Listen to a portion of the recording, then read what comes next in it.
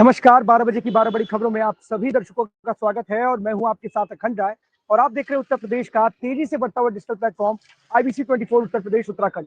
12 बजे की महत्वपूर्ण खबरों की शुरुआत करते हैं। आपको बता दें, बिहार में विधानसभा चुनाव है और कल देर शाम जो प्रचार है उस पर ब्रेक लग गया, लेकिन इस दरमियान सबसे बड़ी बात है, कल आखिरी जो फेज है, सेकेंड फेज है, जिसकी वोटिंग होगी और उसके बाद 14 तारीख को नतीजे आएंगे।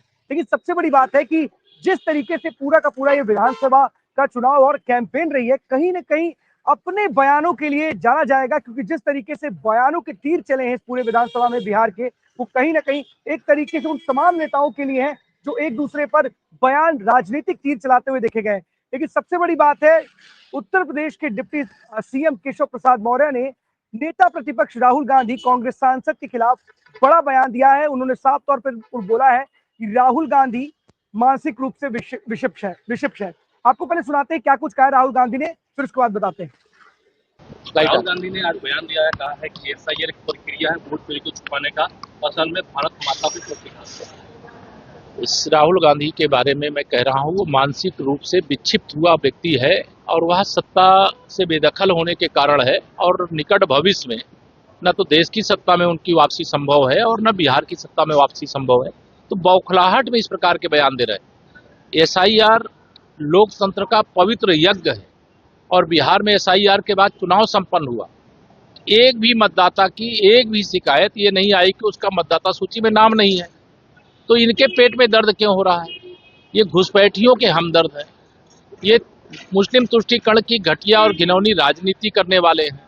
इनको जवाब देने का काम जो बिहार की जनता वह कर रही है और करारे से जवाब देगी। और 14 नवंबर को जब वोटों की गिनती होगी तो बहुत बड़े अंतर से यहाँ NDA जीतेगा। कांग्रेस साफ तौर पर सुन रहे थे कि डिप्टी CM केशव प्रसाद मौर्य साफ तौर पर कह रहे थे कि घुसपैठियों के हमदर्द हैं। तो कहीं ना कहीं बड़ा हमला बोला है नेता प्रतिपक्ष पर, क्योंकि लगातार वोट चोरी का आरोप बीजेपी पर, चुनाव आयोग पर लगाते आए हैं और साफ तौर पर वो निशाना साधते हुए बोल रहे हैं कि देश के प्रधानमंत्री नरेंद्र मोदी उनके इस दावे पर एक शब्द भी नहीं बोलते। तो कहीं ना कहीं तमाम दावे नेता प्रतिपक्ष की तरफ से किए जाते हैं, पूरी प्रेजेंटेशन के साथ किए जाते हैं, लेकिन अब उनके इस दावे को लेकर के बीजेपी के नेता उन पर ही हमलावर हैं और एक के बाद एक लगातार बीजेपी नेताओं के जो बोल है, जो बयान है, जो तीर है, वो लगातार उन पर चलते हुए दिखाई दे रहे हैं। लेकिन साफ तौर पर नेता प्रतिपक्ष और तमाम जो कांग्रेस के नेता हैं, वो देश के प्रधानमंत्री नरेंद्र मोदी और चुनाव आयोग पर वोट चोरी का आरोप लगाते हुए नजर आ रहे हैं। लेकिन सबसे बड़ी बात है कि 14 तारीख को जो नतीजे आएंगे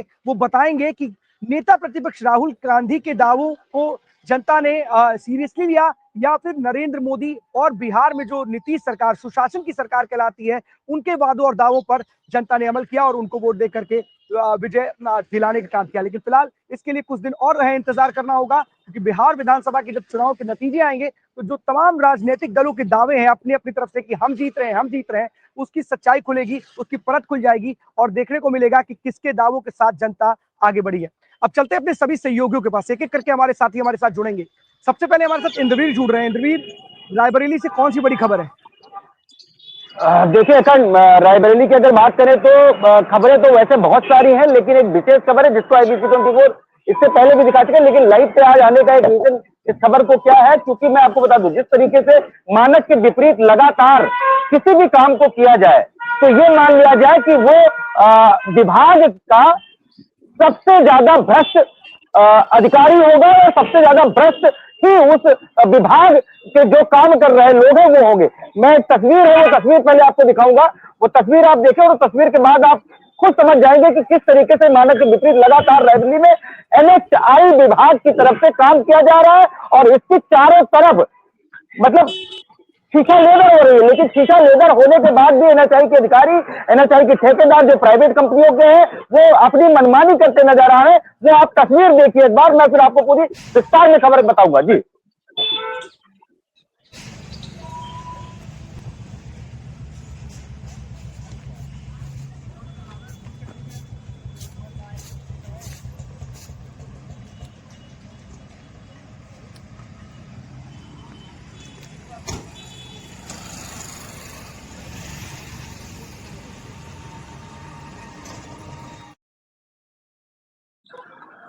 अखंड, ये पूरा मामला प्रयागराज लखनऊ बाईपास अगर बात करें तो प्रतापगढ़ वाया प्रयागराज भी जा सकते हैं, प्रतापगढ़ जाना है तो प्रतापगढ़ के लिए सलोन मार्ग है, और दरियापुर चौराहा मुंशीगंज से ये लगा हुआ चौराहा है, दरियापुर चौराहा कहलाता है। यहाँ पे मानक के विपरीत एक नाले का निर्माण किया जा रहा है, जिसमें पूरे रायबरेली में सोशल मीडिया पे तस्वीर भी वायरल है और IBC 24 के डिजिटल प्लेटफॉर्म पे खबर भी चली है और अच्छी खासी रीच में गई। लेकिन जिस तरीके से इस खबर के प्रकाशित होने के बाद भी मनमानी यहाँ के जो ठेकेदार हैं वो करते नजर आए, जो प्राइवेट कंपनी के ठेकेदार, जो मानक जैसे जैसे जो सरिया इस नाले में यूज होनी चाहिए, लगभग 4 mm की यूज होनी चाहिए, वो लगभग 2 से 2.5 mm की यूज हो रही है। जो गिट्टी यूज होनी चाहिए, ठीक ठाक कंक्रीट बड़े अफसर की गिट्टियां यूज होनी चाहिए, वहां पे बालू यूज हो रही है और ऐसी तमाम सारी मतलब चीजें हैं जो शायद एक ठीक ठाक बजट आता है, उस बजट को लेकर के इस नाले को नाली बना करके छोड़ दिया जा रहा है, क्योंकि सिर्फ और सिर्फ भ्रष्टाचार की चाकरी से अपने अधिकारियों की जुबान मीठी कर रहे हैं ये NHAI के जो ठेकेदार हैं, जो प्राइवेट कंपनियों के ठेकेदार हैं, खासकर चूंकि NHAI विभाग की लापरवाही इसमें क्यों है, क्योंकि जो ठेकेदार इनके काम कर रहे हैं वो उस तरीके से कर रहे हैं, जो चाशनी है भ्रष्टाचार की वो उनको भी पिला रहे हैं, खुद भी पी रहे हैं।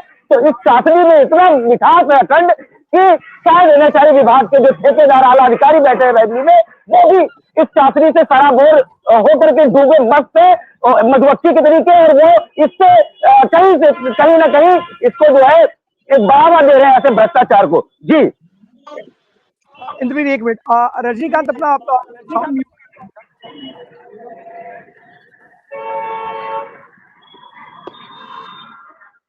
इंद्रवीर, सबसे बड़ी बात आपने कही है, इस तरीके की खबरें आती रहती हैं, राजधानी हो, रायबरेली हो या फिर उत्तर प्रदेश का कोई भी जिला हो या फिर पूरे देश का कोई जिला हो, भ्रष्टाचार की चाशनी जिस तरीके से सरकारी अफसर चाशनी से जो मानक है इसके लिए बनाए जाते हैं, मानक का एक पूरा इस मानक के अनुरूप ही कार्य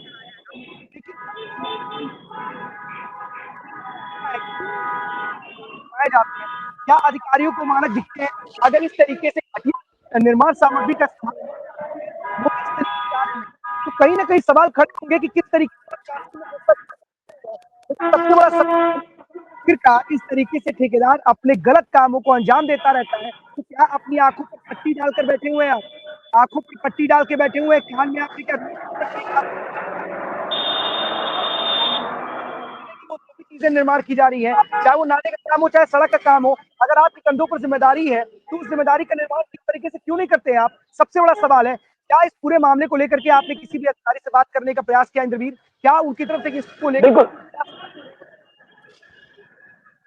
बिल्कुल लखन, बात करने की कोशिश की गई थी और उसमें बात भी हुई थी, तो उन्होंने कहा कि नहीं, मानक के तहत ये काम हो रहा है, जो अधिकारी है, क्योंकि मैंने कहा सबसे बड़ा शब्द जो मैंने बोला, क्योंकि जिस तरीके से अधिकारी को ही एक अधिकारी सपोर्ट कर रहा है, ठेकेदार को सपोर्ट कर रहा है, तो ये कहीं ना कहीं उस तरीके से आज जिला अधिकारी हर्षिता माथुर से बात होगी IBC 24 की, और इससे कुछ ना कुछ निष्कर्ष के इस काम के मानकों को क्रॉस चेक करवाया जाएगा और बात की जाएगी इसमें कि आखिर ये क्या वजह है जो मानक के विपरीत। क्योंकि अगर मैं बात करूं तो चाहे वो अभी थोड़े दिन पहले हमने देखा कि एक पुल था, उसको जब हमने लाइव वहां से किया तो पुल आज दिन तक बंद है, उससे काम नहीं चलता। ऐसे तमाम सारे, हम जनता के सारोकार हैं, हम जनता के लिए काम करते हैं, हम जनता की आवाज उठाने काम करते हैं, तो ऐसे मानक के विपरीत काम को बर्दाश्त नहीं करें, इसमें बात भी होगी जिला अधिकारी से। जी अखंड, बिल्कुल इंद्रवीर, बात करने की आवश्यकता है, क्योंकि जिस तरीके से इस तरीके के अगर कार्य होंगे, निर्माण कार्य किसके लिए होते हैं? जनता को राहत पहुंचाने के लिए।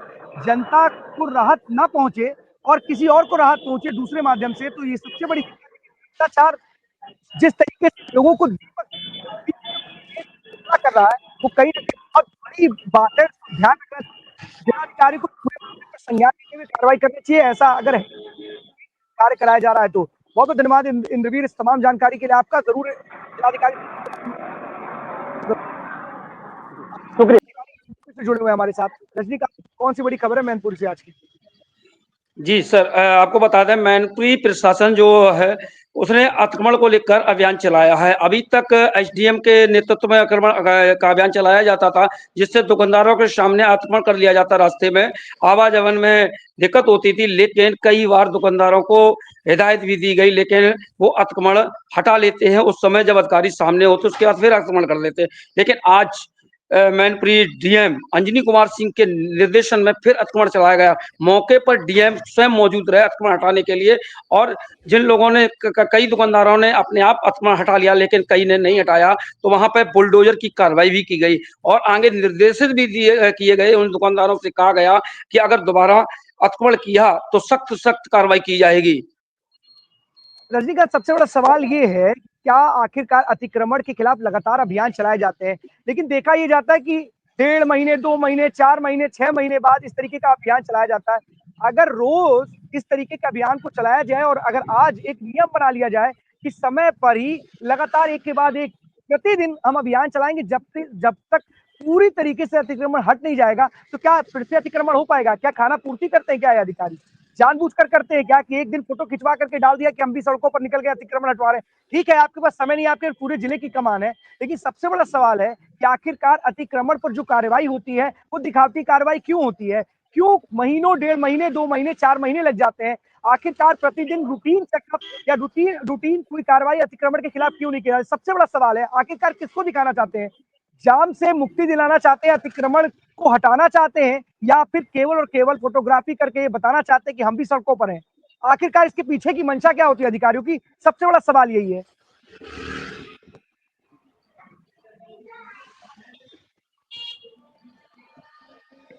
जी, आपको बता दें, अभी तक जो एसडीएम और तहसीलदार, नगर पालिका के ईओ के द्वारा अतिक्रमण हटाया जाता था, फोर्स भी जाता था, लेकिन आज स्वयं जिलाधिकारी अंजनी कुमार सिंह ने कमान संभाली और सभी दुकानदारों के सामने अतिक्रमण को हटवाया और सख्त हिदायत दी। अगर दोबारा अतिक्रमण पाया गया तो उनके खिलाफ कानूनी कार्रवाई की जाएगी और जुर्माना भी लगाया जाएगा। उनके साथ सदर सीओ संतोष कुमार सिंह, नगर पालिका ईओ बुद्ध कुमार सिंह और एसडीएम अभिषेक कुमार मौके पर मौजूद रहे और उनको हिदायत दी। फिर बार-बार चेताया गया दुकानदारों को, अतिक्रमण हटा लो, नहीं तो सख्त कार्रवाई की जाएगी। अगर ये हिदायत देने से बढ़िया होता कि लगातार किसी अधिकारी को इसके लिए कम से कम उसको चिन्हित कर दिया जाता और उसकी जिम्मेदारी रख दी जाती कि आपका एकमात्र काम है, जहां पर भी अतिक्रमण हो रहा है उसको हटवाना आपकी जिम्मेदारी हो, प्रायोरिटी बेसिस पर इस अतिक्रमण को हटवाइए। ऐसा नहीं होना चाहिए कि 2 महीने, 4 महीने बाद अतिक्रमण का एक पूरा का पूरा अभियान चलाया जाएगा। बिल्कुल सही बात है, बहुत सारी चीजों की आवश्यकता पड़ती है, पुलिस फोर्स की आवश्यकता की पड़ती है, लेकिन सबसे बड़ा सवाल है कि ऐसे जो भी अभियान है वो रूटीन पे चलाने चाहिए, जिससे कहीं ना कहीं अतिक्रमण का जो एक ये लगातार जो सड़कों पर अतिक्रमण का माया जाल है, मकड़ी की तरह जंजाल है, सड़कें इतनी छोटी हो जाती है इस अतिक्रमण के चक्कर में कि लोग निकल ही नहीं पाते, आवाजाही बहुत मुश्किल हो जाती है। लेकिन सबसे बड़ी दिक्कत है कि जो भी तमाम अधिकारी है जो फील्ड पर आने चाहिए थे, वो कहीं ना कहीं खाना पूर्ति करते हुए नजर आते हैं। बहुत अच्छी बात है, एक अच्छी पहल है कि कहीं ना कहीं उन्होंने सख्त हिदायत दी है, चेतावनी दी है, लेकिन वो चेतावनी दिखाई देनी चाहिए धरातल पर। ऐसा नहीं होना चाहिए कि आज उन्होंने चेतावनी दे दी फिर वही हाल है। तो कम से कम किसी को जरूर चिन्हित करें, ये सबसे बेहतर बात होगी। बहुत बहुत धन्यवाद रजनीकांत इस तमाम जानकारी के लिए आपका। अभिषेक सिंह हमारे साथ भदोही से जुड़े हुए हैं। अभिषेक, कौन सी बड़ी खबर है भदोही से आज की? जी, अखंड अगर हम भदोही की बात करें तो भदोही की बड़ी खबर इस वक्त ये दिख रही है कि स्वास्थ्य महकमे में एक बड़ी खबर, जब 5 दिन पूर्व पहले जो है कि एक जो है कि ब्लॉक चिकित्सा अधीक्षक जो है कि जब इस्तीफा देने के उपरांत यह देखा गया भदोही में एक स्वास्थ्य महकमे में बड़ी खबर तेजी से वायरल हुई और उसमें यह जानकारी प्राप्त हुई कि जो चिकित्सा अधीक्षक भदोही ब्लॉक में जो है कि तैनात थे, उनका नाम समीर उपाध्याय था। वो जो सरकार का 5 वर्ष का कॉन्ट्रैक्ट होता है कि 5 वर्ष आप सरकारी जो है कि कार्य में ही अपना योगदान देंगे। खास तौर से जो एमबीबीएस एमडी होते हैं, तो उनका जो यह 5 वर्षों का कॉन्ट्रैक्ट था वह अगस्त में ही पूरा हो गया था। लेकिन उन्होंने इसके बावजूद भी अपना कार्य जारी रखा, लेकिन भदोही के मुख्य चिकित्सा अधिकारी से नाराज होने के नाते उन्होंने इस्तीफा दे दिया और उन्होंने यह कारण भी बताया कि कारण में जो भी स्वास्थ्य महकमे में लगातार भ्रष्टाचार की नई नियमावलियां देखने को मिलती है और जो जरूरतें होती हैं जो है कि ब्लॉक संसाधन केंद्रों में वहां बिल्कुल नहीं पहुंच पाती हैं। जैसे कि ऑक्सीजन के लिए जो ऑक्सीजन पाइपलाइन की व्यवस्थाएं हैं वो सुचारू रूप से नहीं चल रही है। जो बिल्डिंग्स के और भी क्षतिग्रस्त हिस्से हैं वो नहीं बन पा रहे हैं एवं जो स्टाफ में लगातार कमियां देखी जा रही हैं उसको पूरी नहीं की जा रही है। लगातार जो है कि सीएमओ द्वारा दरखास्त दिया जाता है, लगातार परेशान किया जाता है, इस तरीके का आरोप लगाया जा रहा था। जी अखंड। तो अभिषेक, सबसे बड़ी बात नहीं अपनों पर आरोप तो बड़ी मुश्किल हो जाती है उन लोगों के लिए, क्योंकि जिस विभाग में वो है और उसी विभाग के ऊपर आरोप लगा रहे हैं कि भ्रष्टाचार की बात है। लेकिन सबसे बड़ा सवाल है, कई लोग सवाल भी करते हैं और क्रॉस क्वेश्चन ये करते हैं कि जब आप तैनात थे और आपकी जिम्मेदारी थी तब तक आपने आरोप नहीं लगाया, लेकिन जब आपके हटने का वक्त आया तो आप इस तरीके के गंभीर आरोप लगा रहे हैं अपने ही विभाग पर। सवाल ये है कि जब आप थे, उसका हिस्सा थे, तो आखिरकार उस हिस्से में आप क्या संलिप्त थे, या फिर जब आपको लगा कि अब हिस्से से आप आउट होने जा रहे हैं तो इसकी जो तमाम खामियां हैं, जो कमियां हैं या फिर भ्रष्टाचार है, उसको उजागर किया जाए। आखिरकार सबसे बड़ी बात है, हिम्मत वो लोग तब क्यों नहीं उठाते जब वो उस महकमे में या उस पद पर बने रहते हैं। सबसे बड़ा सवाल है अभिषेक ये। जी, अखंड एक बड़ी जो है कि बड़ी बात बताऊँगा उस जो समीर उपाध्याय जी थे। समीर उपाध्याय जी भदोही के एक ऐसे चिकित्सक थे सरकारी महकमे में, जिन्होंने भदोही में जब आए, वो जब उनकी तैनाती भदोही में हुई, तब जाकर के जो गरीब तबके के लोग आते थे, जो नवजात शिशु की जन्म होती थी, उसमें सबसे पहले भदोही में ही उसकी शुरुआत हुई ऑपरेशन की। तो कहीं न कहीं वह भदोही की एक तकदीर को जो है कि बनाने का कार्य किए थे, ज़मीर को बनाने का कार्य किए थे। और कहीं न कहीं भदोही शहर के इलाके में दूर-दराज से लोग पहुँचते थे, सरकारी अस्पताल पर लोगों का भरोसा बढ़ता हुआ नज़र आ रहा था। लेकिन इस्तीफ़ा का जो है कि खबर सुनते ही लोगों के अंदर मायूसी आ गई कि कहीं न कहीं जो समाज से जुड़ा हुआ चिकित्सक है, वो कहीं न कहीं अगर इस्तीफ़ा दे रहा है, तो ये कहीं न कहीं जिला प्रशासन पर बड़ा सवाल खड़ा करता है। बिल्कुल अभिषेक, सही बात है। कभी-कभी बेहतर व्यवस्था बनाने का भी इनाम मिलता है और इनाम ऐसा होता है कि उसको अपने पद से इस्तीफा देना पड़ता है। और तमाम ऐसे मामले देखने को मिले हैं जब माफिया मुख्तार अंसारी के खिलाफ कार्रवाई की थी डीएसपी ने, तो उसको अपने पद से ही इस्तीफा देना पड़ा। तमाम इस तरीके की घटनाएं और इस तरीके के लगातार जो अधिकारी होते हैं, जिनका मान सम्मान और साथ ही साथ समाज के प्रति उनकी क्या जिम्मेदारी है, वो बखूबी जानते हैं और उसको करते हुए वो जानते हैं कि अगर मैं ये कार्य कर रहा हूँ तो इसका क्या रिजल्ट होगा। और शायद यही कारण है कि अच्छे अधिकारियों को इस तरीके से परेशान होना पड़ता है और अपने पद से इस्तीफा देना पड़ता है। फिलहाल देखने वाली बात होगी कि इस तरीके के जो आरोप उन्हें लगाए, उन आरोपों पर किस तरीके की कार्रवाई होती है। लेकिन फिलहाल ऐसा होता दिखाई नहीं देता है। बहुत सारी जांचें होती हैं, पर जांच में आज शायद ही किसी के ऊपर दिखाई दे, किसी के ऊपर आए, शायद ही ऐसा होगा। फिलहाल इस पूरे मामले पर क्या होता है, ये भी देखने वाली बात होगी। बहुत बहुत धन्यवाद अभिषेक, इस तमाम जानकारी के लिए आपका। कुलदीप अमेठी से जुड़े हुए हैं हमारे साथ। कुलदीप, कौन सी बड़ी खबर है अमेठी से आज की? अनम्यूट कर लीजिए।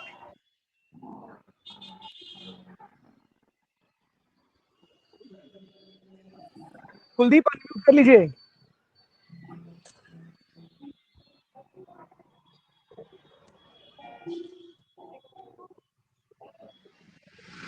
कुलदीप अनम्यूट कर लीजिए आप।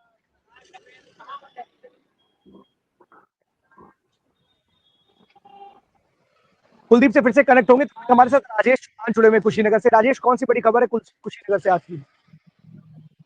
सर, आपको बता दें कि कुशीनगर जिले के पडरौना तहसील में उस समय हड़कंप मच गया जब पडरौना एसडीएम ऋषभ पुंडी द्वारा एक दलाल को पकड़वाया गया।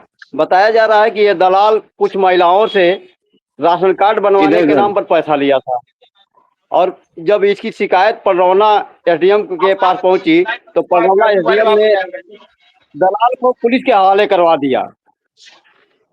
जी तो राजेश, इस तरीके के लगातार जो एजेंट्स होते हैं, बोलेंगे, आइए। लगातार ऐसी ऐसी खबरें आती हैं, लेकिन एक बड़ी कार्रवाई है और इस तरीके से पुलिस के हवाले किया है, तो क्या बहुत सारे दलालों के बीच में भी तो बड़ी बेचैनी होगी? क्योंकि अगर एसडीएम साहब ने इस तरीके से कहीं ना कहीं मीडिएटर बिचौलियों को खेल खत्म करने के लिए एक बड़ी कार्रवाई की है, लेकिन कई स्तर पर देखा जाता है कि लगातार जो ये बिचौलिए होते हैं लगातार अपने कार्य को अंजाम देते रहते हैं। क्या इस तरीके की एक कार्रवाई से उनके हौसले पर किसी तरीके की कोई कमी देखी जा सकती है, या फिर कोई हड़कंप है, या फिर लगता है कि जो बिचौलियों को खेल है उसके लिए कोई ना कोई व्यापक या कोई ना कोई एक कदम ऐसा उठाना चाहिए जिससे इसका रोल ही पूरी तरीके से खत्म हो जा रहा है? जी, जर बिचौलियों के बीच में तो हड़कंप मचेगा ही मचेगा, लेकिन सवाल यह है कि क्या सिर्फ दिखावा किया जाएगा इसका या कोई तहरीर मिलेगी और इस पे एफआईआर भी दर्ज कराया जाएगा? अगर ऐसी कार्रवाई होगी तब जाकर के दलालों के हौसले पस्त होंगे सर। जी बिल्कुल राजेश, होना भी चाहिए। बिल्कुल सही बात है कि देखिए, हौसला पस्त करने के लिए, उनकी जो ऊंची उड़ान है उसको ध्वस्त करने के लिए कम से कम आपको ऐसे कोई नियम कायदे कानून जरूर लाने होंगे जिससे कम से कम उनके अंदर जो डर नहीं है ना, वो डर निकल करके सामने आए। क्योंकि कई बार ऐसा देखने को मिलता है कि इस तरीके से कार्रवाई तो होती है, उनको हवाले तो कर दिया जाता है पुलिस के, लेकिन वो बाहर आ जाते हैं, काम को अंजाम देते हैं। और अगर ऐसा बड़ी तादाद में वहां पर किसी भी विभाग में कहीं भी दफ्तर में आप ले जो बिचौलिए खड़े रहते हैं आपके काम को पूरा कराने के लिए, दिखाई नहीं जहाँ पर इस तरीके की चीजें दिखाई देती हैं। बहुत बहुत धन्यवाद राजेश इस तमाम जानकारी के लिए आपका। कुलदीप हमारे साथ एक बार फिर से जुड़ गए। कुलदीप कंटिन्यू कीजिए। जी ये खंड जी, मैं बता देना चाहता हूं कि जिस प्रकार से पूरे देश में लौह पुरुष सरदार वल्लभ भाई पटेल की 150वीं जयंती मनाई गई है, उसी परिप्रेक्ष्य में आज अमेठी जनपद में देश की एकता और अखंडता आत्मनिर्भरता के प्रतीक लौह पुरुष सरदार वल्लभ भाई पटेल की 150वीं जयंती के अवसर पर जन एकता का भव्य आयोजन किया गया है, जिसमें आज प्रातः 10 बजे हनुमान मंदिर शाम से प्रारंभ होकर परिसर बहादुरपुर, मैं बिल्कुल ब्लॉक खंड विकास अधिकारी बहादुरपुर कार्यालय पर खड़ा हूं और यहां पर एक जनसभा भी आयोजित की गई है। मैं जानना चाहता हूं कि यहाँ के संयोजक जनसभा आयोजक से आपका क्या नाम है भैया? रमेश कुमार मिश्रा। आप ये जो एकता यात्रा निकल कर जन एकता यात्रा निकली है, इस पर आप क्या कहना चाहते हैं और कौन से इस एकता यात्रा में शामिल होने आ रहे हैं मुख्य रूप से? आज लौह पुरुष सरदार वल्लभ भाई पटेल की 150वीं जन्म जयंती के पावन अवसर पर हनुमान मंदिर शाहमऊ से जन एकता यात्रा निकाली गई है, जिसका नेतृत्व हम सबके नेता और तिलोई विधानसभा के लोकप्रिय विधायक, उत्तर प्रदेश सरकार में माननीय राज्य मंत्री आदरणीय मैनकेश्वर सिंह जी उसका नेतृत्व कर रहे हैं। उस यात्रा में उनके साथ भारतीय जनता पार्टी के सम्मानित जिलाध्यक्ष बड़े भाई राम शुक्ला जी, भारतीय जनता पार्टी के शंकर यादव जी, तिलोई के हमारे ब्लॉक प्रमुख बड़े भाई कुमार सिंह मुन्ना भैया, सिंहपुर ब्लॉक के नौजवान ब्लॉक प्रमुख अंकित पासी जी, बहादुरपुर ब्लॉक के पूर्व ब्लॉक प्रमुख रमेश कुमार सिंह जी और तमाम बहुत सारे प्रधान जिला अध्यक्ष प्रधान संघ भाई वीरेंद्र तिवारी जी, दिनेश जायसवाल जी, सदस्य जिला पंचायत कौशल प्रताप सिंह जी, सब जिला पंचायत, बहुत संख्या में कार्यकर्ता, बहुत संख्या में समाज के सभी वर्गों के लोग आज इस सरदार वल्लभ भाई पटेल की जन एकता यात्रा में सम्मिलित हुए हैं, अपना भागीदारी निभा रहे हैं। 10 बजे से यात्रा हनुमान मंदिर शाम से प्रारंभ हुई है। यात्रा में 3 जगह पड़ाव रहा है, 3 जगह लोगों ने यात्रा का भव्य स्वागत किया है, वर्षा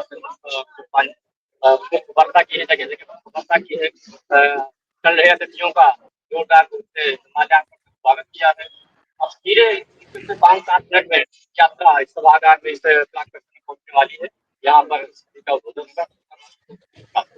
खंड जी, मैं बता देना चाहता हूं कि जिस प्रकार से ये जन एकता यात्रा जो है बहादुरपुर ब्लॉक परिसर में पहुंच रही है, यहाँ मुख्य अतिथि उत्तर प्रदेश सरकार के स्वास्थ्य मंत्री राजा मैनकेश्वर शरण सिंह इस कार्यक्रम को अभी थोड़ी ही देर में संबोधित करेंगे। मेरे पीछे मैं दिखा देना चाहता हूं कि जिस प्रकार से मंच लगाया गया है, यहाँ पर जो है अभी थोड़ी ही देर में यात्रा पहुंचेगी और भारी संख्या में लोग यहाँ पर जो है उपस्थित होने वाले हैं।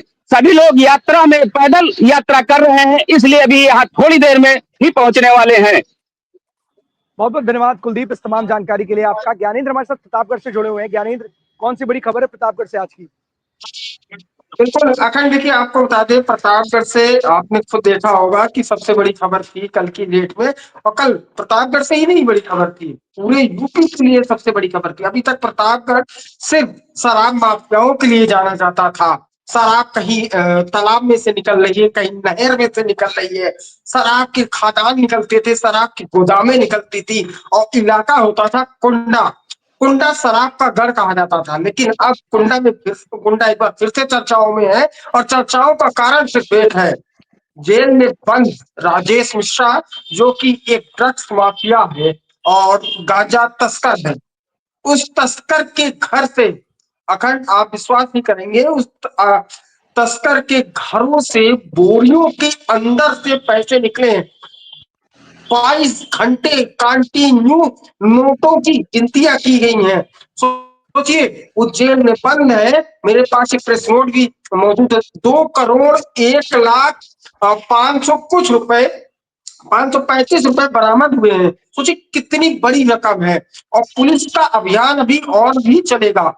इसकी धर्म पत्नी जो कि रीना है, इसके ऊपर तकरीबन 60 मुकदमे दर्ज है। उसके साथ ही विनायक मिश्रा के ऊपर 2 मुकदमे दर्ज है और राजेश मिश्रा के ऊपर 12 से अधिक मुकदमे दर्ज हैं। सोचिए, गैंगस्टर एक्ट के तहत बंद है। और इस पूरे घटना का खुलासा कैसा हुआ, मैं आपको बता दे रहा हूं कि कल जब प्रतापगढ़ के एसपी आईपीएस दीपक भूकर ने प्रेस कॉन्फ्रेंस की, तो उन्होंने पूरा का पूरा विश्लेषण किया और उन्होंने शुरुआत में ही सबसे पहले ही साफ तौर पे स्पष्ट किया कि ये प्रतापगढ़ का ही नहीं, पूरी यूपी, और सबसे बड़ी चीज है कि किसी ड्रग्स माफिया के पास से इतनी भारी मात्रा में पैसा मिला हो। इसकी शुरुआत कैसे होती है? राजेश मिश्रा का जो है जमानत के लिए अर्जी डालता है और जमानतदारों के नाम जब थाने पहुंचते हैं तो उसकी क्रॉस चेकिंग की जाती है और जमानतदार को बुलाया जाता है। जमानतदार सीधे सीधे वो हाथ खड़ा कर देता है कि हमने कोई भी ऐसे जो है कागजात नहीं दिए हैं। और फिलहाल और उसके बाद जांच शुरू होती है, उसमें भी मुकदमा पंजीकृत किया जाता है और फिर आगे की कार्रवाई शुरू होती है। पुलिस शनिवार सुबह 6 बजे के 6 से 7 के बीच में उसके घर पहुंचती है और सीधी सी बात है, प्रतापगढ़ पुलिस को ये अंदाजा नहीं था और आबकारी की टीम को ये अंदाजा नहीं था कि हम लोग सिर्फ ड्रग्स के लिए जा रहे हैं, गांजे के लिए जा रहे हैं। छापा मारते हैं, अलमारी खुलती है तो नोटों के बंडल गिरने शुरू होते हैं। फिर आगे की कार्रवाई शुरू होती है तो हर घर के हर एक कोनों में पैसों की भरमार लग जाती है और 5 रुपए की, 1 से 2 रुपए की नोट से स्टार्ट करें अगर हम, तो 500 रुपए तक पैसे बरामद हुए हैं। उसके लिए मशीन बुलाई जाती है, मशीन से गिनती कराई जाती है और शनिवार और रविवार देर रात 2 बजे तक गिनती चलती है और फिर कुछ देर के लिए विराम दिया जाता है। सोचिए, कुछ घंटों के लिए विराम दिया जाता है, 2 से 3 घंटे, और फिर से गिनती चलती है। रविवार सुबह 10 बजे तक गिनती चलती है। तो सोचिए कितना बड़ा जखीरा प्रतापगढ़ पुलिस ने जो है पकड़ा है और बड़ी कार्रवाई से कहेंगे। शराब के बाद कुंडा एक बार फिर से चर्चाओं में है और इतना बड़ा जखीरा पकड़ा जाना पुलिस की एक बड़ी कामयाबी है। आकाश, बिल्कुल ज्ञानेंद्र, सबसे बड़ा सवाल तो ये है कि अगर कोई व्यक्ति जेल में बंद है और उसके घर में इस तरीके से नोटों का जखीरा मिले कि मशीन मंगानी पड़े उसको गिनने के लिए और 2 करोड़ से अधिक कैश बरामद हो, और सबसे बड़ी बात है कि अगर इसमें कहीं ना कहीं उसके परिवार के किसी की कहीं ना कहीं उसके खिलाफ भी मुकदमे दर्ज है, जो जमानतदार है वो हाथ खड़े कर देने की मैंने तो जमानत के लिए कागजात लगाई नहीं, तो आखिरकार पुलिस को जो कामयाबी हाथ लगी है, क्योंकि उसने तो ड्रग्स के लिए और गांजे के लिए जो भी जो एनडीपीएस के से संबंधित जो भी जो वो होते हैं उसको पकड़ने के लिए पूरी की पूरी ये कहीं ना कहीं एक टीम भेजी थी और कहीं ना कहीं जांच करने के लिए वहां पर दावा बोला था। लेकिन वहां पर एक इतनी बड़ी रकम बरामद हुई है, वो भी नगद। तो ऐसे में सवाल ये खड़ा होता है कि आखिरकार क्या जेल में रहने के बाद भी इनका सिंडिकेट काम करता रहता है? जेल में ये रह करके क्या आराम से अपने गोरख धंधों को इसी तरीके से आसानी से आगे बढ़ाते रहते हैं? क्योंकि अगर व्यक्ति जेल में है तो उसके घर में इतनी बड़ी तादाद में कहां से कैश इकट्ठा है? आखिरकार कौन से वो लोग हैं जो पीछे से जाकर के उनकी मदद करते हैं? सबसे बड़ा सवाल है। क्या एक सिंपल शब्दों में कहें, क्या जेल से बैठकर क्या इस गिरोह की तो संचालन आराम से अपनी अपने परिवार के किसी सदस्य के द्वारा करा रहे राजेश मिश्रा, जिनके घर से इस तरीके की बड़ी तादाद में नोट बरामद किए गए हैं? बिल्कुल अखंड, देखिए पुलिस का जो साफ तौर पे कहना है कि रीना मिश्रा जो की धर्मपत्नी है राजेश मिश्रा की, वो साफ तौर पे ही पूरा का पूरा जो है गोरख धंधा कह सकते हैं कमान कर रही थी। राजेश के बाद ये पूरा का पूरा धंधा रीना और उसकी बेटी कोमल दोनों कमान कर रहे थे, दोनों चला रहे थे। साफ तौर पे 5 लोगों को गिरफ्तार करके कल पेश किया गया। सबसे बड़ी बात यह है, हम आपको बता दें अखंड, कि पुलिस सिर्फ गांजा और स्मैक के लिए गई थी और उसकी भी मात्रा 1 करोड़ के ऊपर। सोचिए, जो पैसे तो बरामद हुए ही है, लेकिन उनको सबसे बड़ी कामयाबी ये भी मिली कि पैसे के साथ में जिस अलमीरा से वो लोग पैसे पाए हैं उसी के नीचे गांजा भी रखा हुआ था, स्मैक रखे हुए थे। सबसे बड़ी चीज थी कि ये लोग अगर घर में कहीं भी फावड़े से जो है होते थे तो वहां से गांजा और स्मैक मिलता था। तकरीबन 750 ग्राम के आसपास इनको स्मैक मिली है, जिसकी कीमत 15 से 20 लाख रुपए आकलन की जा रही है। और गांजा जो है सबसे महंगा, जो कि प्रतापगढ़ पुलिस बता रही है, ये असम की ओर से मंगाया गया है, जो सबसे महंगा गांजा है। और इसको तकरीबन 50 ग्राम की कीमत इसकी तकरीबन 5 से 6 हजार रुपए के आसपास बताई जा रही है। तो आकलन लगाए गए हैं 70 लाख से की कीमत से अधिक का गांजा बरामद हुआ है। तो सोचिए, पुलिस केवल गांजा और जमानतदार को लेकर के गई थी, लेकिन इतना बड़ा जखीरा निकल के आएगा वो उन्होंने नहीं सोचा था। लेकिन जैसे ही प्रतापगढ़ पुलिस को जानकारी मिलती है और जब वहां की छापेमारी शुरू होती है, तो आईपीएस दीपक भूकर को सूचना दी जाती है। सोचिए, वो संविलांस जब तक पूरा चल रहा था, एक कैमरा जो कि उनकी निगरानी में लगा हुआ था और एक एक पल का मूवमेंट वो देख रहे थे। आईपीएस दीपक भूकर खुद इसकी निगरानी कर रहे थे। तो सबसे बड़ी चीज थी, सबसे बड़ी कामयाबी है प्रतापगढ़ पुलिस के लिए और उत्तर प्रदेश पुलिस के लिए। लेकिन यही देखने को मिला था कुछ दिन, आपको मैं शुक्रवार को बता रहा था, ये वही रानीगंज थाना था जो 17 जून को हुई घटना में मुख्य आरोपी को जमानत के लिए खुद साइन करके, जो कि वहां के एसएचओ को नहीं पता होता है, खुद साइन करके कोर्ट तक भेज देता है, उसको निलंबित बाद में किया जाता है। और ये वही थाना है, मानिकपुर थाना है, जहां पे जमानतदार को बकायदा बुला करके वेरिफिकेशन करने चाह रहे थे, तो जमानतदार हाथ ही खड़ा कर देता है। तो देखिए, एक ही जिले में 2 थाने, लेकिन दोनों की कार्यशैली अलग अलग। एक की कार्यशैली पे क्वेश्चन मार्क खड़े होते हैं, तो एक की कार्यशैली पे शाबाशी प्रतापगढ़ पुलिस और प्रतापगढ़ के लोग दे रहे हैं। अब बिल्कुल ज्ञानेंद्र, देखिए सबसे बड़ी बात है, एक तरफ जमानतदार की खुद कह रहा है उसने हाथ खड़े कर लिए कि मैंने तो कोई कागज नहीं लगाए, और एक तरफ एसएचओ साहब कह रहे हैं मैंने तो कोई कागज ही वेरीफाई नहीं किया, मेरे सामने तो कोई कागज ही नहीं आया। तो 2 अलग अलग मामले हैं कि जहां जमानतदार एक अपराधी के लिए हाथ खड़े कर देता है, दूसरी तरफ एक अपराधी के कागज बिना एसएचओ की जानकारी के, बिना उसके वेरीफाई किए हुए आगे बढ़ जाते हैं, एसएचओ भी हाथ खड़े कर देते हैं। तो वहां पर निलंबन की कार्रवाई होती है और यहाँ पर उस जमानतदार की वजह से एक बड़ा जखीरा उसके घर से निकलता है। घर नहीं, गोदाम, अगर गोदाम ही कहेंगे कि अगर इतनी बड़ी अमाउंट में वहां पर कैश मिले और वहां पर इस तरीके का जो अब कहते हैं ना कि जो अवैध रूप से एकत्रित किया गया, जो भी एनडीपीएस से जुड़ा हो, चाहे वो गांजा हो, चाहे वो आपका कोई भी उसको क्या बोलते हैं, गांजा या फिर अफीम हो या कुछ भी, जो भी चीजें हो जो कहीं ना कहीं पूरी तरीके से बैन है, अगर मिलती है तो घर नहीं गोदाम उसे कहा जाएगा, और गोदाम की तरह संचालित किया जा रहा है घर को। तो सबसे बड़ी बात है प्रतापगढ़ पुलिस को, जो कि कई बार अपने कार्यशैली की वजह से लेकर चर्चा में रहती है, लेकिन अब ये जो बड़ी कार्रवाई है मादक पदार्थ के लिए, कहीं ना कहीं एक बड़ी खुशखबरी भी है प्रतापगढ़ पुलिस के लिए, शाबाशी भी मिलनी चाहिए कि ऐसे अपराधियों को जरूर सलाखों के पीछे भेजना चाहिए। और सबसे बड़ी बात है कि जिस तरीके से जेल में रह करके वो लोग अपने कार्य को अंजाम दे रहे हैं, उसका भी पता लगाना चाहिए, उसके नेक्सस को पता लगाना चाहिए कि आखिरकार इस तरीके से बिना उनकी मौजूदगी के, घर में ना रह करके जेल में रहने के बावजूद उस तरीके से उनका गोरख धंधा चल रहा है। तो कम से कम प्रतापगढ़ पुलिस को उस पूरे नेटवर्क को तलाशना चाहिए और उनको भी धरपकड़ करते हुए उनको भी सलाखों के पीछे भेजना चाहिए। बहुत बहुत धन्यवाद ज्ञानेंद्र इस तमाम जानकारी के लिए आपका। आदर्श हरदोई से जुड़े हुए हमारे साथ। आदर्श, कौन सी बड़ी खबर है हरदोई से आज की? अखन जी, आज हम आपको बताना था, हम हरदोई जनपद के ये पंडितपुरा मोहल्ले में खड़े हैं, और पहले तो आपको याद है IBC 24 की 2 जगह पर मोहर लगी है।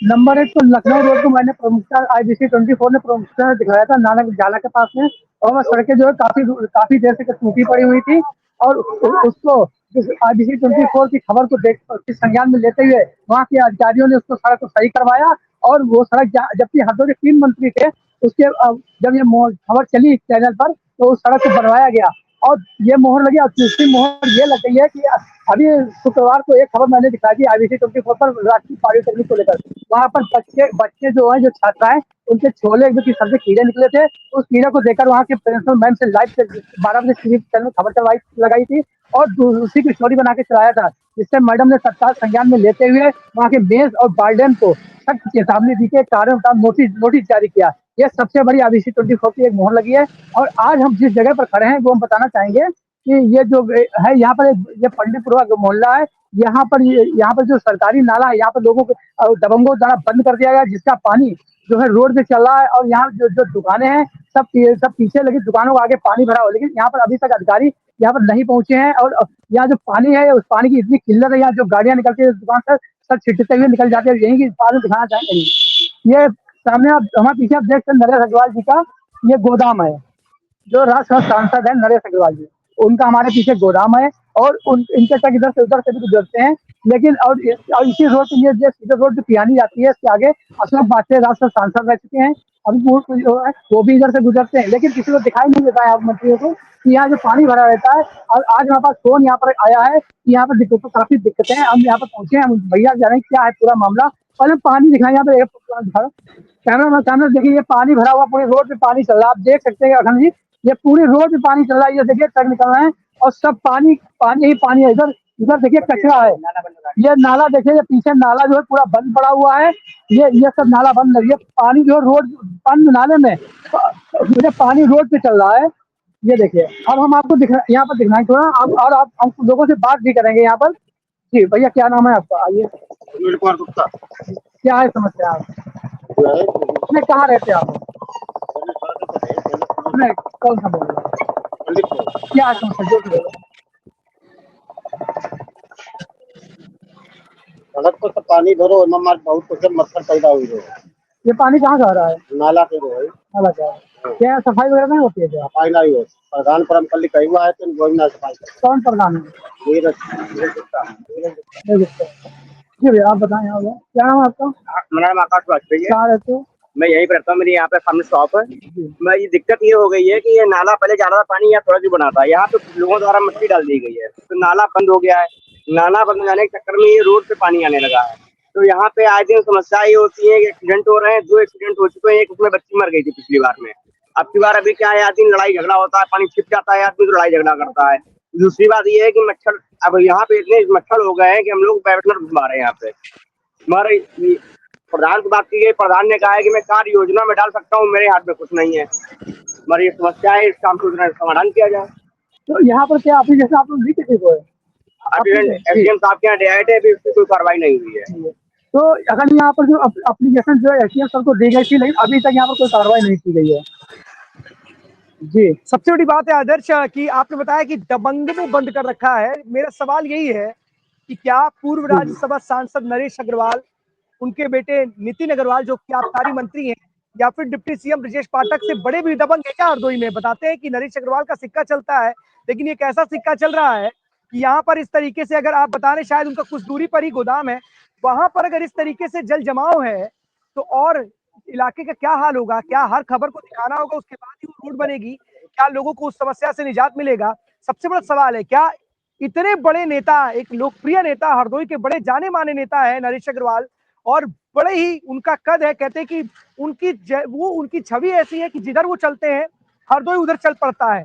लेकिन हरदोई के विकास में ये कौन सी बाधा है कि इतने बड़े नेता, और वो कौन सा दबंग है जिसके आगे ये भी बौने साबित हो रहे हैं, इतने बड़े लीडर साबित हो रहे हैं कि उसकी दबंगई कहीं ना कहीं साफ तौर पर देखी जा रही है? क्या इतने बड़े नेता की दबंगई के आगे यही कहे कि उनके सामने बौना साबित हो रहे हैं क्या? क्योंकि बड़े लीडर है नरेश अग्रवाल, उनके बेटे मंत्री भी है, आबकारी मंत्री है, और खुद ब खुद वहां से डिप्टी सीएम ब्रजेश पाठक भी आते हैं, लेकिन इस एक राज्य मंत्री भी आते हैं वहां से। तो आखिरकार इस तरीके से, जहां जिस जिले ने 3 मंत्री दिए हों, एक डिप्टी सीएम दिया हो, आबकारी मंत्री दिया हो राजस्व में बढ़ोतरी करने के लिए, अगर उसके जिले का हाल ऐसा ही होगा तो सवाल तो खड़े होंगे कि उसकी सड़कों पर इस तरीके से जल जमाव है, पानी भरा हुआ है, नाले बंद है, चोट कर दिए गए, या फिर किसी दबंग के द्वारा उसको पूरी तरीके से रोक दिया गया है। तो आखिरकार क्या दबंगों का राज चल रहा है क्या हरदोई में?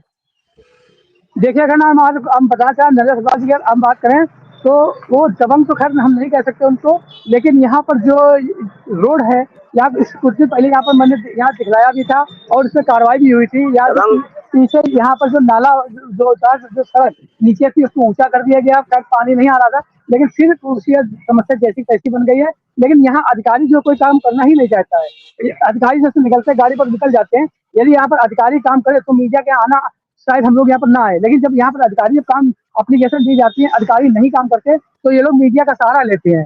जी अगन, सबसे बड़ी दिक्कत ये है आदर्श की मीडिया का सहारा लेना पड़े, अगर इतने मंत्री हो उस जिले में, और मीडिया के जी। वजह से अगर सड़क का निर्माण हो, नाले की कमी दूर हो, जो सड़क पर पानी भरा वो दूर हो, तो अपने आप में तरस आता है उन लोगों पर।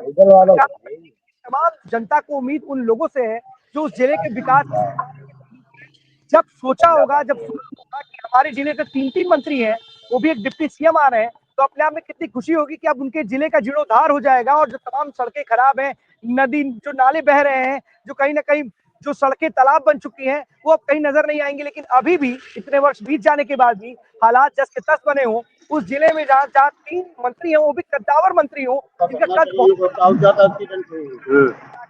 किस तरीके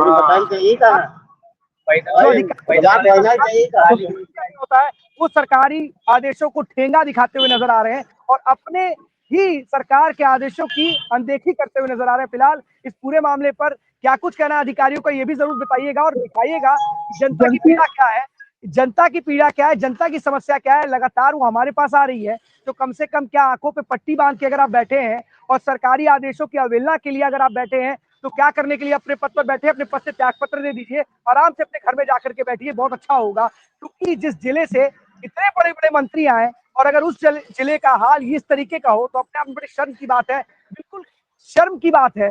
क्योंकि इतने बड़े राज्य में, इतने बड़े प्रदेश की जहां इतनी बड़ी आबादी रहती हो और वहां पर एक जिले से इतने बड़े कद्दावर मंत्री आए और वहां के हालात ऐसे हो कि हमें खबर दिखानी पड़े, जनता को पीड़ा टीवी पर दिखानी पड़े और उसके बाद से जो सोए हुए अधिकारी आंखों पर पट्टी बांध करके, कानों में रुई डाल करके उनको तब दिखाई देगा और तब सुनाई देगा, तो अपने आप उन तमाम लोगों के लिए शर्म की बात है कि आखिरकार आप अपनी जिम्मेदारी का कितनी बढ़िया तरीके से पालन करते हैं, साफ तौर पर देखा जाता है। संक्षेप में अपनी बात खत्म कीजिए आदर्श, क्योंकि अब समय हो देखिए चुका है। अखंड देखिए अखंड जी, आज हम एक चीज और बताना चाहें, हमारे हरदोई जनपद 3 मंत्री ही नहीं है, यहाँ पर पूरा हरदोई जनपद भाजपा में है। यहाँ पर 5 जो है विधायक हैं, 1 सांसद है, 2 एमएलसी है और यहाँ पर 3 मंत्री हैं जिनको बता देते। उसके बावजूद शहर जो, जबकि सबसे ज्यादा तो यहाँ डिप्टी सीएम जो है ब्रजेश पाठक जी हरदोई के ही वासी है, लेकिन यहाँ पर ये उनके गृह जनपद की यह दशा तो और जिलों की क्या दशा होगी, ये देखने वाली बात है। कि यही सबसे बड़ा सवाल है कि आखिरकार देखिए, ऐसा नहीं है कि इसके लिए सीधे तौर पर डिप्टी सीएम ब्रजेश पाठक को जिम्मेदार ठहराया जाए या आबकारी मंत्री नितिन अग्रवाल को जिम्मेदार ठहराया जाए, तीसरे मंत्री को या फिर जो तमाम विधायक सांसद है उनको जिम्मेदार ठहराया जाए। क्योंकि कई बार अपनी पीड़ा को ये तमाम जो विधायक सांसद उन्होंने जाहिर किया है कि अधिकारी उनका फोन तक नहीं उठाते, उनकी जो भी वो आदेश देते या वो कोई निवेदन करते उसको सुनते तक नहीं है। यहाँ तक कि दिनेश सिंह है जो राज्य मंत्री, उन्होंने बकायदा लेटर लिखना पड़ा, मंत्री हैं, कि जो जनप्रतिनिधियों का फोन नहीं उठाता उसके खिलाफ सरकार विधायक मंत्री इनको दरकिनार करते हुए अधिकारी अपने मौज लगे हुए अपने हिसाब से कराने में, उनको जनता की पीड़ा से मतलब है न सरकारी आदेश से। और शायद यही कारण है कि सरकारी आदेशों को ये अधिकारी ठेंगा दिखाते हुए नजर आ रहे हैं। अधिकारियों को, जो अधिकारी आदेशों को ठेंगा कार्रवाई नहीं हो रही है, जो और दर्शाता है कि वो सरकार से नहीं लगता है, सरकार उसे चल रही है। फिलहाल इस पूरे मामले पर ये खबर दिखाने के बाद किस तरीके का असर दिखाई देता है, ये जरूर बताइएगा हमारे दर्शकों को। बहुत बहुत धन्यवाद आदर्श इस तमाम जानकारी के लिए। अनिल हमारे साथ जुड़े हुए संभल से। अनिल, कौन सी बड़ी खबर है? जयखंड, अगर संभल की बात करें तो हमने अपने दर्शकों को पहले कुछ दिन पूर्व में खबर दिखाई थी कि जो संभल फाइल्स के निर्देशक और प्रोड्यूसर है अमित जानी, उनको जान से मारने की और बम से उड़ाने की धमकी दी गई थी। तो वहीं जो अमित जानी है उनका एक बयान सामने आया है, जो कि सपा सांसद जियाउर रहमान और पूर्व सपा सांसद रह चुके शफीकुर रहमान वर्ग को लेकर आया है। जैसा कि वंदे मातरम को लेकर उन्होंने कहा कि वंदे मातरम नहीं गाएंगे, इस तरह का कोई उनका जियाउर रहमान का बैग सामने आया था। तो वहीं जो अमित जानी, उन्होंने उनको जियाउर रहमान वर्ग को सपोला बताया। उन्होंने कहा कि इनके जो दादाजी थे उन्होंने भी जो वंदे मातरम था गाने को मना कर दिया था और वहीं ये भी वंदे मातरम गाने के लिए मना कर रहे हैं। तो सांप के घर तो सपोले ही पैदा होते हैं। अखंड बात है कि देखिए, और जिस तरीके से उन्होंने लखनऊ में कार्य किया था उसके बाद धीरे धीरे चले गए, उनकी नजदीकी समाजवादी पार्टी से भी नहीं है जो कॉन्ट्राडिक्टरी कंट्रोवर्सी वाले मामले बनाने चल रहे हैं। तो ठीक है भाई, अभिव्यक्ति है, लोकतांत्रिक देश है, इस तरीके से अगर वो भी बनाना चाहते हैं, कुछ दिखाना चाहते हैं, तो बिल्कुल इस पर कोई मनाही नहीं है। लेकिन वाजिब नहीं है। आप इस तरीके से बात करें सांसद के ऊपर को लेकर के, तो कहीं ना कहीं एक वंदे मातरम 150 साल उसको हो चुके हैं पूरे हमारा, और इस तरीके से भारत को एक करने का काम करता है, भारत को जोड़ने का काम करता है।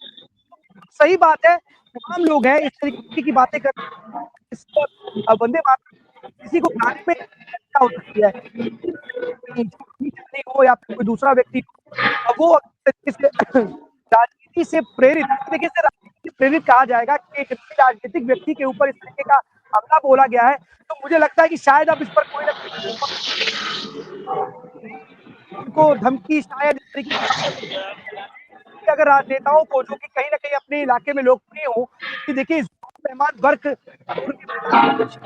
शफीकुर रहमान बर्क एक बड़े जनाधार वाले नेता है और संभल का एक बड़ा है, और कहीं ना कहीं उनको जनता मानती भी है, और बयान किया गया है, तो कहीं ना कहीं अब संभल में उनको लेकर के भी न कहीं नई राजनीति जरूर, लेकिन आखिरकार इतना पूरा मामला अनिल हुआ और लगातार उनको धमकियां मिली मूवी बनाने के चक्कर में, आप उन्होंने बोले को क्या किया है, तंज कसते हुए मौजूदा सांसद के ऊपर कहीं ना कहीं एक तंज भी कसा है, तो क्या कोई बयान सांसद की तरफ से आया, उनके किसी प्रतिनिधि की तरफ से आया? झारखंड में सांसद और प्रत्याशी की तरफ से तो अभी इस तरह की कोई प्रतिक्रिया नहीं आई है। देखना होगा आज कोई प्रतिक्रिया जियाउर रहमान बर्की होती है नहीं। अखंड एक खबर हो रही है जो कि हमारे अपने चैनल के माध्यम से मैं बताना चाहता हूँ। जनपद संभल में जो डीएम राजेंद्र पैथिया प्रशासन की तरफ से खनन को लेकर कड़ी कार्रवाई की जा रही थी, वहीं जेसीबी डंपर भी जगह जगह सीज किए गए, तो वहीं हमारे चैनल ने मैं भी स्पॉट पे पहुंचा और मौके पर पहुंचा। शिकायतकर्ता के आधार पर एक खबर हमने कल चलाई थी जिसमें तक जो डीएम राजेंद्र पैथिया ने मानक रह गए थे 1.9 मीटर से ज्यादा का कोई खनन नहीं करेगा, और सिर्फ और सिर्फ पूरे जनपद में 4 जगह जेसीबी की परमिशन दे रखी है, और 10% जो बॉर्डर होता है साइड का जिससे बराबर वाले खेत की मेड़ नहीं कटे वो छेकना जरूरी होता है।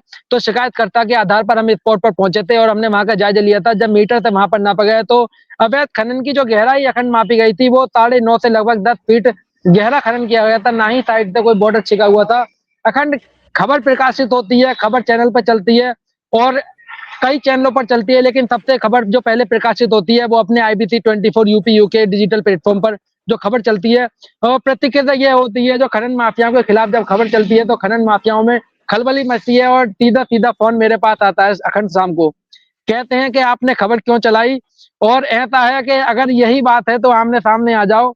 और तो मैंने उनको सीधा यही दिया कि भाई मेरा काम है खबर चलाने का, मानकों के आधार पर जो वहां की स्थिति थी उसको देखकर मैंने खबर चलाई। हालांकि मैंने किसी भी खनन माफिया का नाम नहीं लिया था। जो शिकायतकर्ता हैं उन्होंने ही उन खनन माफियाओं के नाम लिए थे, और उस खबर को चलने के बाद में आलम यह होता है कि इस तरह उन खनन माफियाओं में खलबली मचती है, आपदा मचती है कि मेरे पर फोन करते हैं और धमकी देते हैं। अखंड के कितना बड़ा चैनल है आपका, मैं देख लेंगे। मैंने हमारा चैनल कुछ नहीं है अखंड, इस तरह की बहुत है। हालांकि अभी इसकी बात प्रशासन से नहीं की है, प्रशासन से की जाएगी। और क्या इन खनन माफियाओं के अखंड हौसले इतने बुलंद है कि जो इस तरह की धमकी देने से भी नहीं डरते अखंड। अनिल, सबसे बड़ी बात है कि शायद उन्होंने हमारे चैनल की ताकत देख ली होगी और उस ताकत को देखा होगा कि हमारे चैनल की ताकत नहीं देखी, हमारे तेज तर्रार ग्राउंड पे रहने वाले रिपोर्टर की भी ताकत देख ली होगी। शायद इसीलिए उनको मजबूर होकर फोन करना पड़ा। क्या आज से पहले कभी फोन किया था? और अगर ताकत जाननी हो आपको, खनन माफिया जी, माफिया से संबोधित है आपका, तो आप अपने आप में कितने बड़े होंगे समझ से परे है। लेकिन अगर कोई मानक बनाया है सरकार ने तो कम से कम उसका पालन करिए ना। हमें खनन से कोई दिक्कत थोड़ी ना, हम आपके खिलाफ कोई खबर थोड़ी ना दिखा रहे हैं। लेकिन अगर आप लोग चैनल को आंक रहे हैं तो चैनल के आकलन की वजह से समझ में आ गया कि जो कार्रवाई हुई है आपके खिलाफ, समझ में आ गया वो चैनल कितना बड़ा है और हमारे रिपोर्टर कितने बड़े हैं। हम लोग धरातल पे ग्राउंड रिपोर्टिंग करते हैं और डर और धमकी नहीं, हमारे हमको आप डर और धमकी दिखाओगे ना, आपकी डर से हम आपकी धमकी से डरने वाले हैं और ना ही आपकी किसी, आप जैसे बहुत बड़े बड़े माफिया होंगे, कितने बड़े माफिया, क्या डरा के धमका के करोगे? और जनता से जुड़ी हुई हर खबर दिखाएंगे। अगर पाताल में चले जाओगे तो वहां से भी खोज लाएंगे, अनिल खुद को आपको खोज लाएंगे। गलत फहमी दिमाग से निकाल दीजिए कि आपकी धमकियों से डरने वाले हैं। और IBC उत्तर प्रदेश उत्तराखंड या फिर IBC के बारे में अगर आपको जानना हो तो आप जान लीजिए, शायद आप जान गए होंगे कि हमारी खबर का असर क्या होता है और हमारी रीच क्या है। कार्रवाई हुई है ना, तो उस अगर आप माफिया बनने का बहुत शौक है आपको तो इस तरीके की धमकियां मत दिया करो, सामने आकर के मिला करो। फोन की धमकी बहुत सारे लोग दिया करते हैं, होगा नहीं, आपके खिलाफ और भी तेज हो जाएगी, यकीन मानो। और बहुत सारे अंजाम हैं ऐसे अपराधियों के, तो अगर अपने भी आप उसी अंजाम तक पहुंचना चाहते हैं, क्योंकि योगी सरकार स्पष्ट रूप से ऐसे अपराधियों के खिलाफ सख्त कार्रवाई कर रही है, और संभल के भी जो डीएम ऐसे कार्रवाई जरूर करेंगे, लेकिन हम आपकी धमकियों से डरेंगे नहीं। अनिल हमारे आईबीसी का एक भी साथी डरने वाला है। आप कुछ भी धमकी देनी हो दे लीजिएगा, जहां मन करे वहां बुला लीजिएगा, और एक बार आप फिर से अपनी ताकत आजमा लीजिएगा और देख लीजिएगा कि आप कितनी ताकत है, और फिर हमारे चैनल का आकलन कर लीजिएगा कि हमारा चैनल कितना बड़ा है। बहुत बहुत धन्यवाद अनिल, और ऐसी धमकियों से डरने के लिए उनसे कह दीजिएगा अगर सच में मिलना है तो आज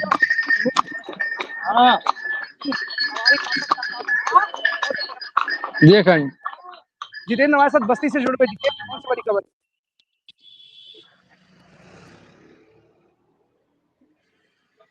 बिल्कुल अखंड, अगर बस्ती से बड़ी खबर की बात की जाए, यूं कहे कि बस्ती नहीं पूरे उत्तर प्रदेश की अगर बड़ी खबर की बात की तो शायद ये बड़ी खबर हो सकती है। और मेरे ख्याल से अब बस्ती के अलावा अन्य जनपद में भी ऐसी खबरें निकल के सामने आएंगी। फिलहाल आपको बता दें अखंड कि जिस तरीके से उत्तर प्रदेश सरकार लगातार अपनी जीरो टॉलरेंस स्टडी के लिए काम कर रही है, फिलहाल मामला बस्ती जनपद के एनएचआई का मामला है, क्योंकि जो रोड अयोध्या से चल के बस्ती होते हुए गोरखपुर के लिए जो अप एंड डाउन की जो सड़क है जो बनाई जानी थी, जो पैचिंग होता है, उस रोड को पैचिंग करने का जो टेंडर मिलता है वो 242 करोड़ का उसका टेंडर किया था। लेकिन जब उसकी जांच की गई, पड़ताल की गई और लोगों द्वारा जब पता किया गया, सारी चीजें जानकारी सामने आई, तो अखंड आपको बता दें कि अचंभव हो जाएगा। आईबीसी के जो दर्शक है वो भी सुन के अचंभव हो जाएंगे कि इस तरीके का भी खेल होता है। फिलहाल आपको बता दें अखंड कि जो रोड है उसकी पैचिंग है, पहले उसके ऊपर की जो रोड बनी हुई है डामर वाली, उसको उखाड़ी जाती है।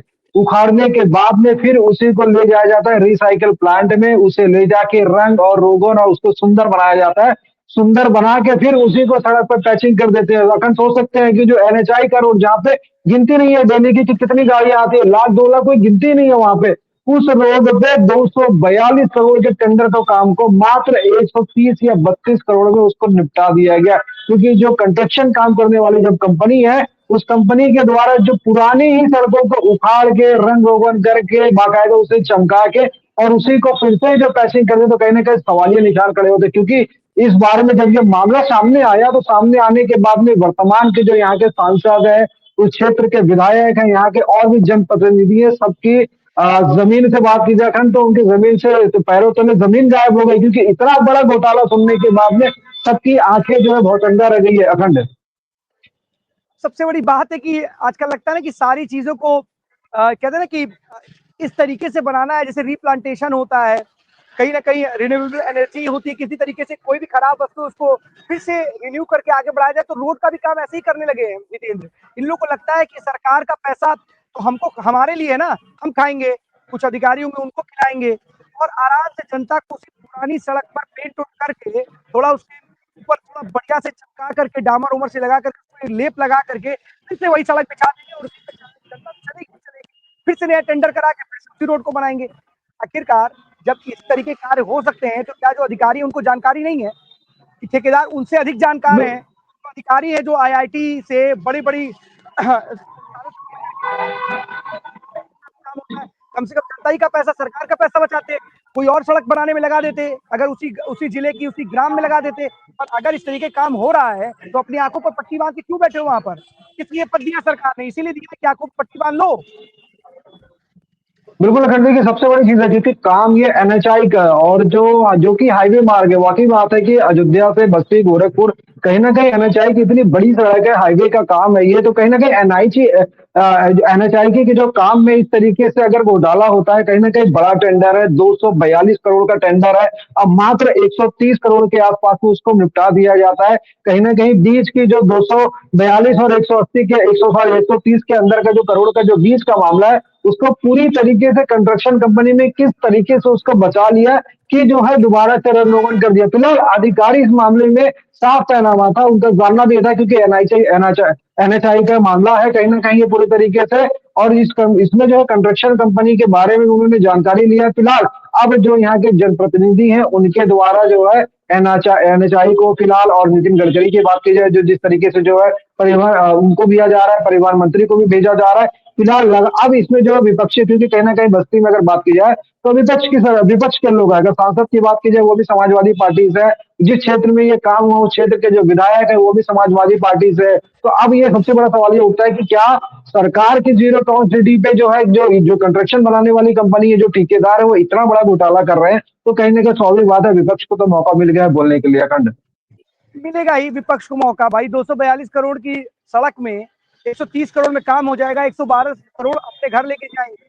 किसमें बटेगा? कॉन्ट्रैक्टर में बटेगा, अधिकारियों में बटेगा।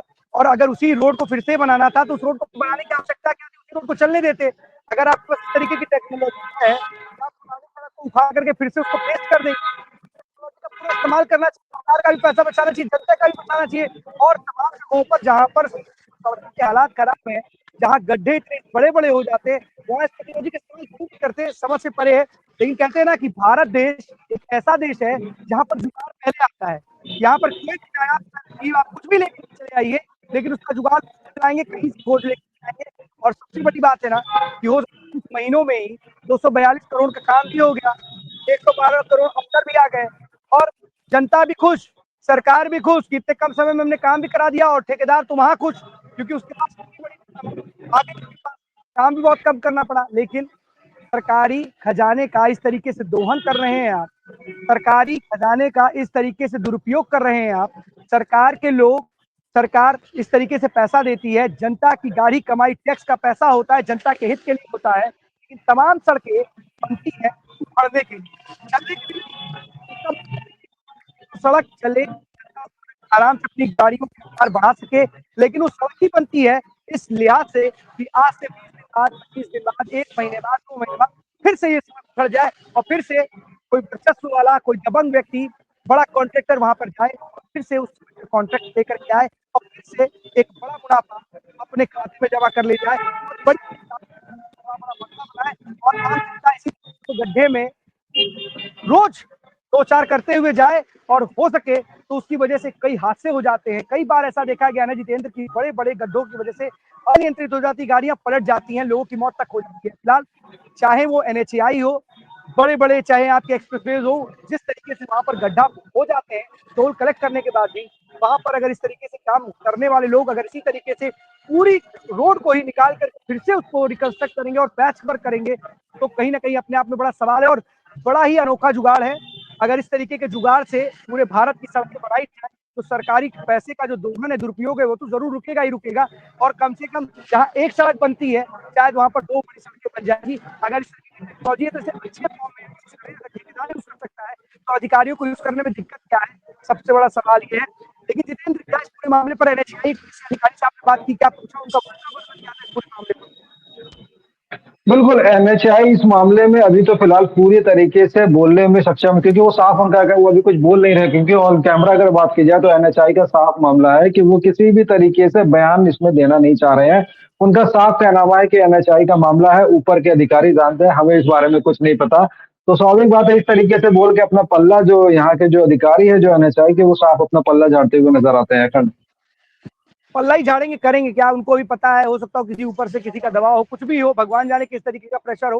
लेकिन इतना जरूर है, कम से कम जनता के हित के लिए, जनता के लिए ऐसे काम कराइए कम से कम जनता उसका लाभ ले सके, कोई परेशानी ना हो। और अगर इस तरीके काम करना है जुगाड़ तंत्र से तो इस तरीके काम कराने का कोई मतलब नहीं है। सरकार को इस तरफ ध्यान देना चाहिए क्योंकि ऐसे एक नहीं, हजार मामले हैं पूरे भारत में जो लगातार इस तरीके की शिकायतें आती हैं। कहीं सड़क बहुत खराब क्वालिटी की बनाई जाती है, विधायक आते हैं हाथ से उखाड़ देते हैं, जूते से उखाड़ देते हैं। और अब तो इस तरीके का जो माजरा या जिस तरीके खबर बता रहे हैं कि पूरी की पूरी सड़क वही निकाल करके फिर से उस पे डामर चिपका करके फिर से उसको पेस्ट कर दिया गया, जैसे लग रहा है कि स्क्रीन गार्ड है मोबाइल पर, जैसे आदमी निकाल के फिर से उसको पेस्ट कर देगा तो फिर से एकदम वैसा ही काम करने लगेगा।